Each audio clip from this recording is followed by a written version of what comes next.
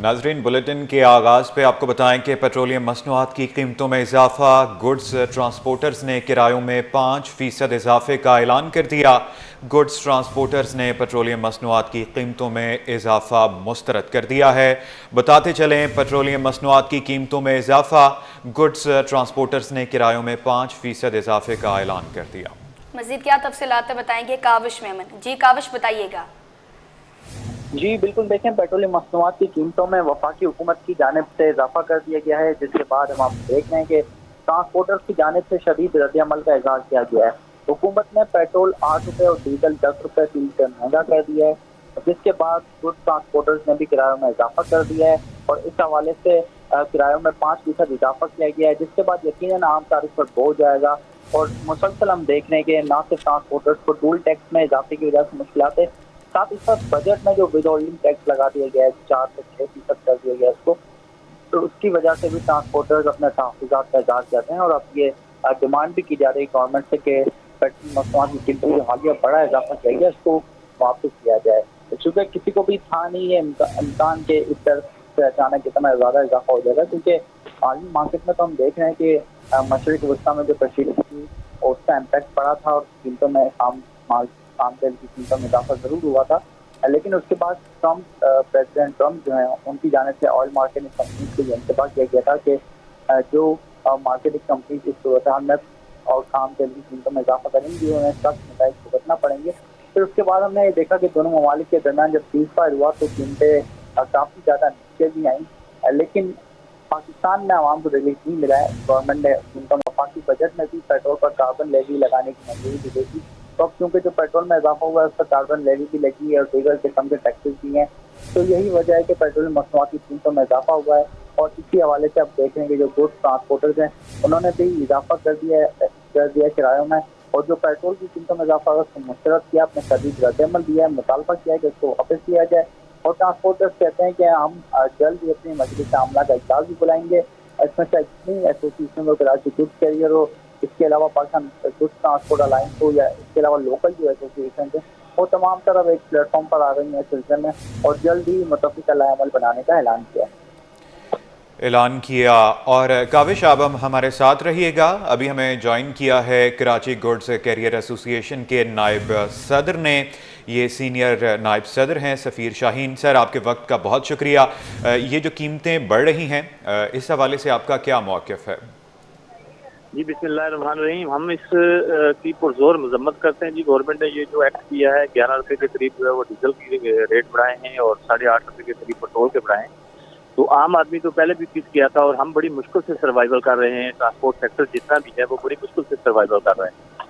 तो हमारी गवर्नमेंट से यही अपील है कि इसको एज सुन एज पॉसिबल जो है ना वो फिलफोर वापस लिया जाए, क्योंकि ट्रांसपोर्टरों के अंदर सख्त ही नहीं है। वो मुख्तलिफ जगह पे आप देखें लॉ एंड ऑर्डर की सूरत हाल है, मुख्तलिफ जगह पे हमें जो है ना वो क्राइसिस का सामना करना पड़ रहा है।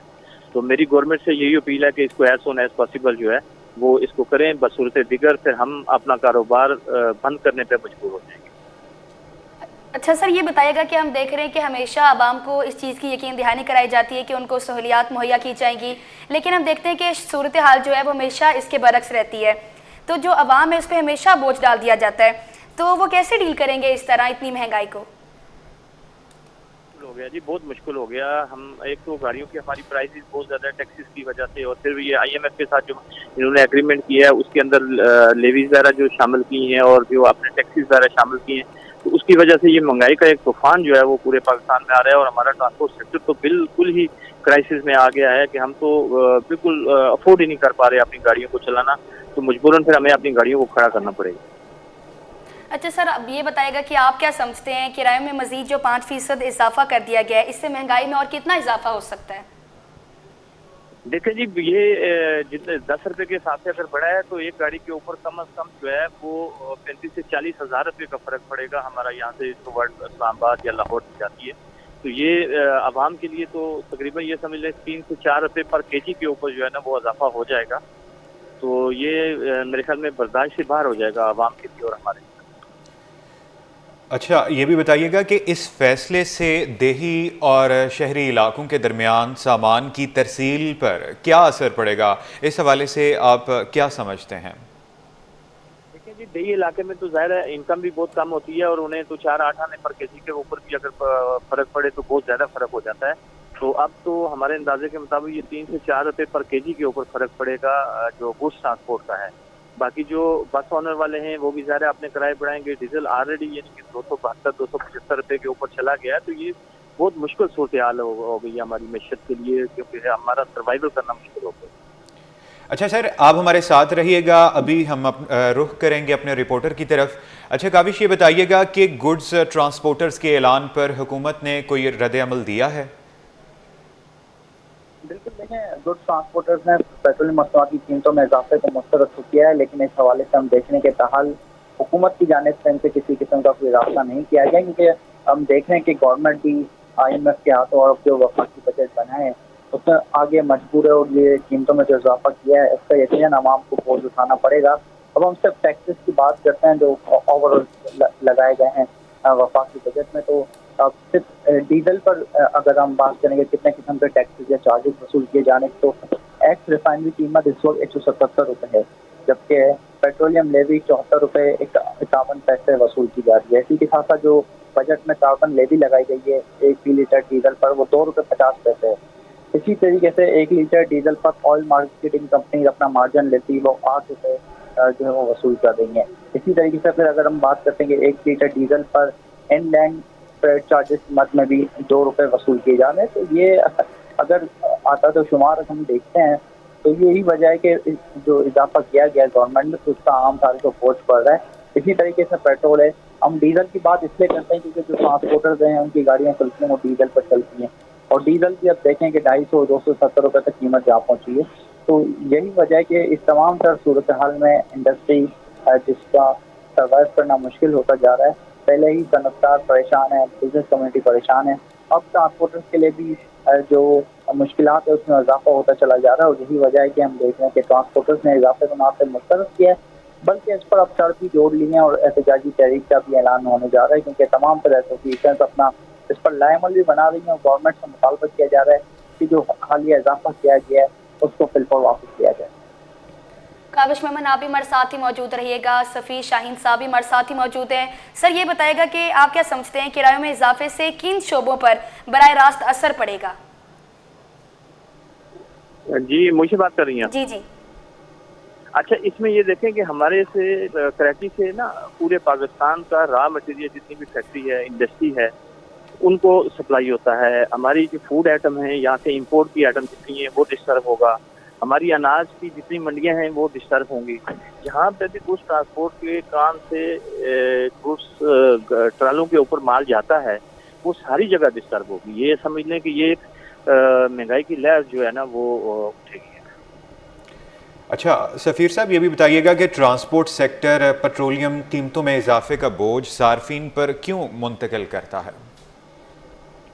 देखिए जी, हम ज़ाहिर हमारी गाड़ी की एक कास्ट होती है। यहाँ से अगर मिसाल के तौर पर हमारी गाड़ी लाहौर के लिए 1000 लीटर डीजल अगर खर्च करती है तो उसका समझ लें कि 2,75,000 रुपये तो सिर्फ उसकी डीजल की कास्ट में आ गया, और बाकी तकरीबन 1 लाख रुपए के करीब जो बाकी एक्स्ट्रा खर्चे हैं, टूल प्लाजा इन्होंने बढ़ा दिए हैं, वो भी डबल ट्रिपल कर दिए हैं। तो हमें खाली सिर्फ डीजल नहीं है, हमें बाकी जितनी महंगाई है उसका भी बहुत ज़्यादा असर पड़ा है हमसे ना। तो ये पिछले 4-5 महीने में टूल प्लाजा इन्होंने ऑलमोस्ट जो है ना वो ट्रिपल कर दी। पहले हमारी गाड़ी का 12,000 रुपये का खर्चा था, अब वो गाड़ी का टूल प्लाजा का हमारा 35,000 रुपये का खर्चा हो रहा है। तो बहुत सारी महंगाई इन्होंने कर दी है और बिल्कुल जो है ना अनजस्टिफाइड तरीके से इन्होंने ये महंगाई की है। बहुत मुश्किल हो गया है हमारे ट्रांसपोर्ट सेक्टर को अब सर्वाइव करना।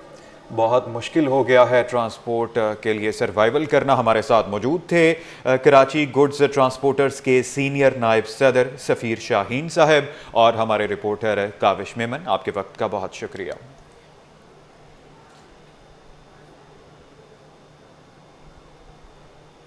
सूबाई हुकूमत का 9 और 10 मुहर्रम उल हराम को छुट्टी का ऐलान।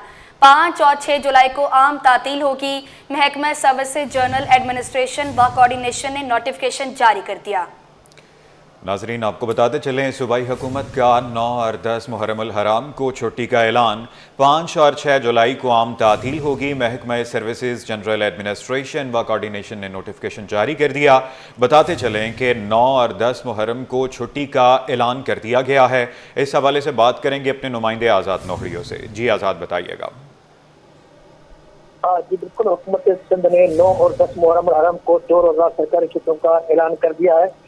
5 और 6 जुलाई को आम तहसील होगी। इस हवाले से महकमा services general administration of coordination ने बाकायदा तौर पर नोटिफिकेशन भी जारी कर दिया। नोटिफिकेशन के मुताबिक जो है 5 और 6 जुलाई यानी 9 और 10 मुहर्रम को तमाम तर सरकारी दफातर जो है बंद रहेंगे। इन सरकारी दफातर और जो है 72 असाजीज यानी इदारे भी मुकम्मल पर बंद रहेंगे। इस हवाले से सिंध हुकूमत ने बाकायदा तौर पर 9 और 10 मुहर्रम को आम तहसील का नोटिफिकेशन भी जारी कर दिया है।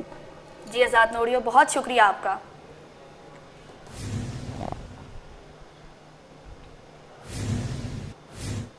नाजरीन बताते चले, मंगूपीर टाउन को अज़ादारान को सहूलियात की फराहमी में शदीद मुश्किलात का सामना है। हमारे नुमाइंदे रिजवान अहमद इस वक्त शहरियों के साथ मौजूद हैं, आइए उनसे तफसीलात जानते हैं। जी, इस वक्त मैं मौजूद हूँ मंगोपीर टाउन के एक इलाके में, और मंगोपीर टाउन में अगर बात की जाए आयाम अज़ा की, तो इसमें जो है यौमिया बुनियाद पर 3 मुहर्रम हराम से लेके 8 मुहर्रम हराम तक जुलूस जो है वो बरामद होते हैं। इसके साथ साथ यहाँ पे इमाम बारगाहों और अज़ा खानों की जो तादाद है वो भी तकरीबन 98 के करीब बताई जाती है। हमारे साथ मौजूद हैं चेयरमैन हाजी नवाज बरोई, जो कि एक मकाम पर कुछ तरक्याती काम भी कर रहे हैं। 5वां आज रोज़ है, ये बताइएगा आयाम अज़ा का, क्या आपने तैयारियां की थी, कितनी वो मुतासिर हुई बारिश से, मजीद क्या कर रहे हैं? मुहर्रम की तैयारी हमने मुकम्मल की थी। हम अपने जो हमारे इलाके के इमाम बारगाह उनके जिम्मेदार हैं, उनसे पहले एप्लीकेशन दी थी। उनके जो जो काम थे वो काम हम मुकम्मल शुरू करने जा रहे थे, और अल्लाह की रहमत बरसना शुरू हो गई। 2 इमरजेंसियाँ एक साथ हो गई, रहमत, रैन और मुहर्रम हराम। 3 मुहर्रम से लेकर 9 मुहर्रम तक जो है हमारे यहाँ जुलूस निकलते मुख्तलिफ इमाम बारगाहों से। 98 इमाम बारगाह और अज़ा खाना मिला के हमारे पास टोटल मंगूपीर में है, जिसके लिए हमने मुकम्मल अपनी तैयारी की थी। और हमारे अल्हम्दुलिल्लाह काम इस वक्त भी हमारा मुहर्रम के हवाले से जो है काम चल रहे हैं। इसके साथ साथ जो है जो रैन इमरजेंसी हुई उसमें थोड़ी सी हमें परेशानी हुई, लेकिन क्योंकि इदारे अपने काम नहीं कर रहे हैं, जैसा KDA MDA के जो ड्यूरेशन है, अब आप औरंगी से ले मंगूपीर, मंगूपीर से ले सुरजानी, सरजानी से मेमार, मेमार से जो है खुदा की बस्ती, खुदा की बस्ती से जो है आप चले जाए। अब हम इस वक्त करें याकूब शाह बस्ती UC2 मंगूपीर टाउन। तो यहाँ ये आप देख रहे हैं पेवर का काम चल रहा है। इसी तरह हर इमाम बारगाहों में पेवर, रोड कटिंग, अच्छा मोटरेबल और जंगल कटिंग, इस तरह के काम जो है तमाम हम मुकम्मल करने। बिल्कुल, आवाम को सहूलियात फराम करनी है तो सिर्फ एक ही कांधा ना देखा जाए, बल्कि दीगर इदारे जिनकी जिम्मेदारी बनती है, जो टैक्सेस मुख्तलिफ आवाम से वसूल कर रहे हैं, उनको भी मुतारिक किया जाए। हाजी अली नवाज बरोई जो है वो यही कह रहे थे, और सिंध हुकूमत से मुतालबा कर रहे थे कि इस मामले का फौरी नोटिस दिया जाए। जी, इस वक्त ईस्ट जोन पुलिस की हफ्ते भर की कार्रवाइयाँ। ईस्ट जोन के तीनों अजला से मजमूई तौर पर 94 मुलजिमान गिरफ्तार हुए। दौरान पुलिस मुकाबला 1 स्ट्रीट क्रिमिनल हलाक, 7 जख्मी हालत में गिरफ्तार हुए। मज़ीद क्या तफसीलात बताएंगे जावेद कायम खानी। जी जावेद, कहिएगा। बिल्कुल जी, जिला कोरंगी, जिला मलीर और ईस्ट जिला, 3 अजला का जोन है ईस्ट जोन। और नए PIG ने कमान संभाली तो 1 हफ्ते की कारकर्दगी जो है वो दिखाई है। मजमूई तौर पर 94 मुलजिमान को जो है गिरफ्तार किया, जबकि मुबैना मुकाबले के अंदर 1 मुलजिम को हलाक करने का भी दावा किया गया, जबकि 7 मुलजिमान ऐसे हैं जिन्हें जख्मी हालत में गिरफ्तार किया गया। इसके अलावा गिरफ्तार मुलजिमान से जो है वो 12 के करीब मोबाइल फोन और 7 असला और दीगर वस्तु का सामान और मोटरसाइकिलें बरामद की गई हैं। उनके खिलाफ नए मुकदमा दर्ज करके उनके गुज़िश्ता जो क्राइम डेटा उसे भी इकट्ठा किया गया है। पुलिस हुकाम का कहना है कि ईस्ट जोन के अंदर DIG डॉक्टर फारूक लंजार के कमान संभालने के बाद जो है वो मजीद कार्रवाइयों में तेजी आई है, जबकि DIG ईस्ट ऑफिस तर्जुमान के मुताबिक जो है वो DIG हिदायत पर जो है वो मजीद जराइम पेशा अनासर के खिलाफ कार्रवाई तेज करने की हिदायत जारी की गई है। जी जावेद कायम खानी, अपडेट करने के लिए आपका बहुत शुक्रिया। और कमिश्नर कराची और डिप्टी कमिश्नर ज़िला बस्ती का मुहर्रमुल हराम के हवाले से मुख्तलिफ इमाम बारगाहों का दौरा। अंचोली, खैरुल अमल और अल हसन इमाम बारगाह के मुतवल्लियों से मुलाकातें की। बताते चलें कि कमिश्नर कराची और डिप्टी कमिश्नर ज़िला बस्ती का मुहर्रमुल हराम के हवाले से मुख्तलिफ इमाम बारगाहों का दौरा। आपको अपडेट करें, कमिश्नर कराची और डिप्टी कमिश्नर ज़िला बस्ती का मुहर्रमुल हराम के हवाले से मुख्तलिफ इमाम बारगाहों का दौरा। मज़ीद क्या तफसीलात बताएंगे सैयद रिजवान अहमद। जी, अपडेट कीजिएगा।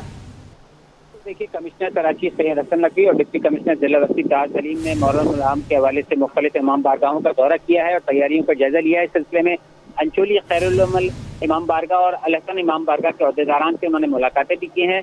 इस मौके पर वाटर कॉर्पोरेशन के सीईओ अहमद अली सिद्दीकी और दीगर अमला भी मौजूद था, जबकि municipal commissioner KMC Afzal Zaidi भी जो है वो इस दौरे में इनके हमरा मौजूद थे।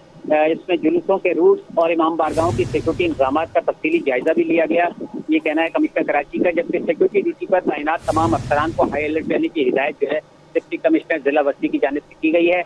मुहर्रम में सबील का भी मुआयना किया और हिदायत की पीने के पानी की मुसलसल फराहमी जो है वो यकीनी बनाई जाए, जबकि सफाई और दीगर सहूलियात के हवाले से भी इन अफसरान ने आला मयार को यकीनी बनाने के अहकाम जारी किए। मुंतज़मीन से मुलाकात भी हुई है और मुहर्रम उल हराम में हर किस्म के ताउन की अपनी दानी इंतजामिया की जानिब से जो है वो कराई गई है। जी सैयद रिजवान, बहुत शुक्रिया अपडेट करने के लिए। आपको बताते चलें कि अफसरान का मुख्तलिफ इमाम बारगाहों का दौरा, कमिश्नर कराची और डिप्टी कमिश्नर ज़िला वस्ती का मुहर्रम उल हराम के हवाले से मुख्तलिफ इमाम बारगाहों का दौरा, अंचोली, खैरुल अमल और अल हसन इमाम बारगाह के मुतवल्लियों से मुलाकातें की। अब आपको बताएं, मेयर कराची बैरिस्टर मुर्तज़ा वहाब की मुत्तहिदा अरब अमारात काउंसलेट कराची आमद। मेयर कराची बैरिस्टर मुर्तज़ा वहाब की consul general UAE doctor Bakhit Ateeq Rumaithi से मुलाकात हुई। ये अहम मुलाकात है। बताते चलें, मेयर कराची बैरिस्टर मुर्तज़ा वहाब की मुत्तहिदा अरब अमारात काउंसलेट कराची आमद। इस हवाले से बात करेंगे अपने नुमाइंदे सैयद ज़ुबैर राशिद से। जी ज़ुबैर, बताइएगा। जी बिल्कुल, देखिए मेयर कराची बैरिस्टर मुर्तज़ा वहाब की मुत्तहिदा अरब इमारात काउंसलेट कराची आमद हुई है। सिफारती अमले ने मेयर कराची का इस्तकबाल किया, जबकि मेयर कराची बैरिस्टर मुर्तज़ा वहाब की कौंसिल जनरल मुत्तहिदा अरब इमारात डॉक्टर बखीत अतीक रुमैती से मुलाकात हुई। मुलाकात में दो तरफा बाहमी उमूर की दिलचस्पी पर तबादला ख्याल किया गया, जबकि बाहमी ताउन के इम्कानात और मुत्तहिदा अरब इमारात और पाकिस्तान के दरमियान ताल्लुकात को मज़ीद मजबूत बनाने के तरीकों पर भी गुफ्तगू हुई। कौंसिल जनरल UAE ने मेयर कराची को वीज़ा सेक्शन से मुतल्लिक बताया, जबकि कौंसिल जनरल मुत्तहिदा अरब इमारात डॉक्टर बखीत अतीक रुमैती ने मेयर कराची की तरक्याती मंसूबों को भी सराहा। कौंसिल जनरल UAE बखीत अतीक रुमैती ने कहा कि सकाफती व सयाहती तबादले से दो तरफा ताल्लुकात में मज़ीद खूबसूरती आएगी। UAE पाकिस्तान को हमेशा कदर की निगाह से देखता है। मुलाकात के इख्तिताम पर इमारती council general doctor Bakhit Ateeq रुमैती की जानिब से मेयर कराची बैरिस्टर मुर्तज़ा वहाब को एजाज़ी शील्ड पेश की गई। जी बहुत शुक्रिया आपका।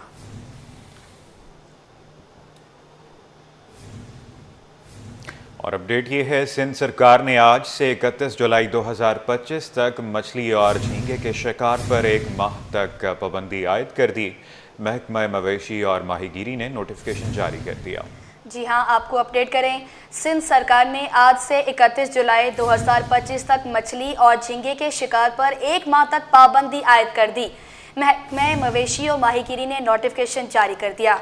आपको अपडेट करें, महकमा मवेशी और माहीगीरी ने नोटिफिकेशन जारी कर दिया। सिंध सरकार ने आज से 31 जुलाई 2025 तक मछली और झींगे के शिकार पर 1 माह तक पाबंदी आयद कर दी। मज़ीद क्या तफसीलात में बताएंगे आज़ाद नोडियो। जी आज़ाद, बताइएगा। जी बिल्कुल, सिंध सरकार ने 1 माह तक मछली और झींगे के शिकार पर पाबंदी आयद कर दी है। इस हवाले से महकमा मवेशी व माहीगीरी ने मछली और झींगे के शिकार पर आज से 31 जुलाई। जी आज़ाद नोहड़ियो, अपडेट करने के लिए आपका बहुत शुक्रिया। इसराइली हमलों में शहीद ईरानी कमांडर्स और साइंसदानों को खराज अकीदत पेश करने का सिलसिला जारी। ईरानी कौंसल खाने में सिफारती, सियासी और समाजी शख्सियात की आमद। तर्जुमान सिंध हुकूमत तहसीन आबदी भी ईरानी कौंसलेट पहुँच गए। इस हवाले से मज़ीद तफसीलात बताएंगे सैयद ज़ुबैर राशिद, बताइएगा। बिल्कुल जी, देखिए ईरानी कौंसलेट कराची में आज भी शुरका की जानिब से जो ताज़ियती किताब है उसमें तासुरात कलम बंद करने का जो सिलसिला है वो जारी वो सारी हमें दिखाई दिया। इसराइल और ईरान की हाल ही में जंग हुई और ईरानी शहदा को खराज अकीदत पेश करने के लिए मुख्तलिफ सियासी जमातें जो हैं उनके नुमाइंदगान ने आज बढ़ चढ़ कर जो है ईरानी कौंसलेट का दौरा किया है और कायम मकाम कौंसल जनरल ईरान से मुलाकात की है और इजहार यकजहती का मुजाहरा यकीनन तौर पर किया है। तहसीन आबदी पीपल्स पार्टी की रुकन है, इस वक्त हमारे साथ मौजूद हैं, उनसे आपकी बात कराते हैं। बिस्मिल्लाहिर्रहमानिर्रहीम। देखिए, शहादत तो हमारी मिरास है। मैं इमाम हुसैन अलैहिस्सलाम की सेंग से स्टार्ट करूँगी कि ये जिस्म अगर मौत के लिए बनाए तो शहादत इसका बेहतरीन इस्तेमाल है। तो हम तो वो लोग हैं कि हम डरते ही नहीं हैं। हम हैं ईरान, जितने हमारे मुस्लिम कंट्रीज़ हैं। और जहाँ तक ईरान की बात रही तो मुझे लगता है, कहते हैं ना ब्लेसिंग इन डिस्गाइज, तो पूरी दुनिया को पता चल गया कि मुसलमानों को जो कमज़ोर समझ जा रहा था, स्पेशली जो सुपर पावर है अमेरिका हो या इसराइल हो, तो जिस तरह इसराइल को अपनी मदद के लिए अमेरिका को बुलाना पड़ा जबकि ईरान ने अपनी मदद के लिए किसी को नहीं बुलाया। तो ये बहुत वाज़ेह पैगाम है उन तमाम मुसलमान दुश्मन क़ुव्वतों के लिए, चाहे वो इंडिया हो, चाहे वो इसराइल हो, वो अमेरिका हो या डिफरेंट कोई सी भी कंट्री हो, कि मुसलमान अभी सिर्फ एक मुल्क है तो इनका क्या हाल हुआ है। अगर इंशाल्लाह फ्यूचर में तमाम मुसलमान एक साथ खड़े हो गए तो फिर सोचें कि जितनी सुपर पावर्स हैं ये कहाँ खड़े होंगे। तो आज मैं इसीलिए आई थी कि उनके साथ एक सॉलिडेरिटी शो करना, क्योंकि सिंध का जो है हमारे चाहे वो कल्चरल हों या हमारे जो है रिलीजियस स्पिरिचुअल टाइज़ हों, वो ईरान के साथ हमेशा से रहे हैं। ईरान जो है वो पहला मुल्क था जिसने पाकिस्तान को तस्लीम किया है। तो हमारे इसके अलावा अगर आप हमारे शहीद जुल्फ़िकार अली भुट्टो साहब देखें तो उनकी जो वाइफ थी उनका ताल्लुक़ ईरान इस्फ़हान से था। तो हमारे तो बड़े बड़े टाइज़ भी रहे हैं, बड़े ताल्लुक़ात भी अच्छे रहे हैं। और ऐसे वक्त में पाकिस्तान की भी सपोर्ट, आप सबको पता है कि पाकिस्तान जिस तरह पाकिस्तान हमेशा हर मज़लूम के साथ खड़ा हुआ है, हर हक़ के साथ खड़ा हुआ है, और इस वक्त भी ईरान के साथ पाकिस्तान ने जो अपनी सपोर्ट शो की है वो एक वाज़ेह सबूत है कि हम हमेशा, पाकिस्तान ने जब हमेशा मज़लूमों का साथ दिया है, चाहे वो कहीं पे भी जुल्म हो रहा हो, चाहे वो फ़लस्तीन में हो, चाहे वो कश्मीर में हो, चाहे वो ईरान में हो, चाहे वो यमन में हो, पाकिस्तान हर जगह हर मज़लूम के साथ खड़ा है, अपने हर मुसलमान दोस्त के साथ, हर मुल्क के साथ खड़ा है। तहसीन ने बड़ी खूबसूरत बात की कि यही वक्त है उम्मत मुस्लिमा को यकजा होना पड़ेगा, होना चाहिए, और एक आवाज़, एक कदम जो है ईरान ने जिस तरीके से उठाया और अपनी दिफा का भरपूर जवाब देते हुए इसराइली जारहियत का मुंह तोड़ जवाब दिया, तो यकीनन तौर पर जो दुश्मन है उनको मुंह की खानी पड़ी है। और तहसीन ने बड़ी खूबसूरत बात की कि पाकिस्तान ने हमेशा ईरान के मौक़िफ़ की तायद की है और पाकिस्तान हमेशा ईरान के शाना बशाना खड़ा है। तहसीन आबदी, आपका बेहद शुक्रिया, आप इस वक्त हमारे साथ मौजूद थे, हमसे खुसूसी गुफ्तगू कर रहे थे। जी।